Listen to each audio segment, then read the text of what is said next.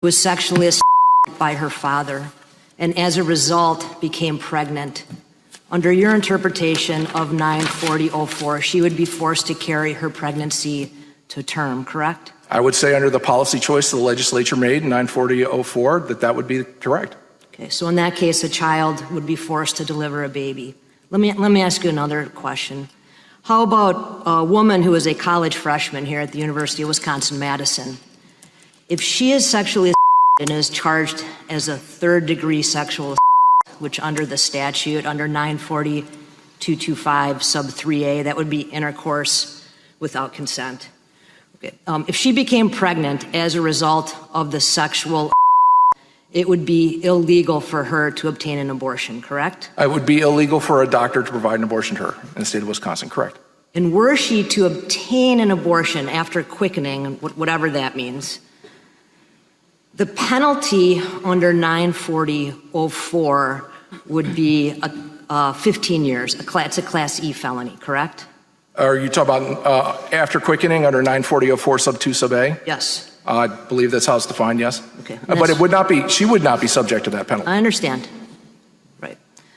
If her is charged under 940.225 sub 3 sub A, which is a third-degree sexual, he would be facing a 10-year maximum imprisonment because that would be a Class G felony. Is that correct? I'm not sure what the particular penalty associated with that crime is. You can take my word for it. In that case, the penalty for aborting after a sexual assault would be more severe than the penalty for the sexual assault.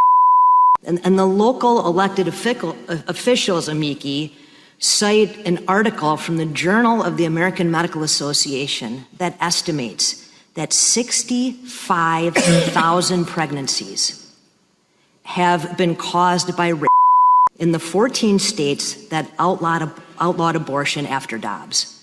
So the scenario is far from speculative. I want to discuss one more scenario with you, and that concerns the health of the mother. The term pre-prom, do you know what that means? Preterm, premature rupture of membrane.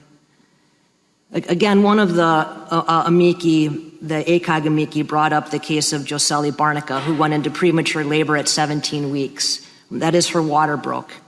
There was a fetal heartbeat, but her fetus was not yet viable. This happened in Texas. She suffered an infection that killed her because medical providers were unwilling or unable to give her the health care that she needed. And all she could do for 40 hours was pray that someone would help her so she could go home to her young child. And she died. That is a scenario that could easily, and perhaps has easily, played out here in Wisconsin under your interpretation of 940.04, couldn't it? I'm not sure, Justice Karofsky. I'm not a doctor, and I would say that the interpretation of 940.04 that we're positing is the legislature's judgment as to what the law should be. I would like to circle back, though. No, hold on, I'm not done. Yeah. I can't think of anyone else other than pregnant people who are denied medical care under the law. Can you?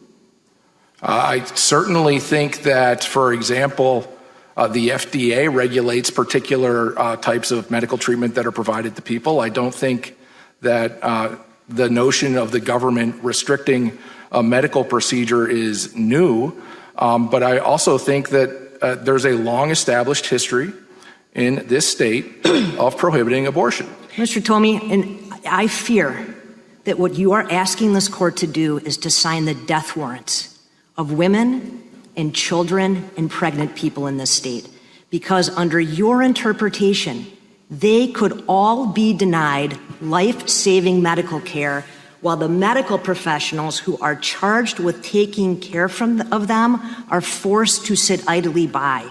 This is the world gone mad. I don't understand how that is not the crime here.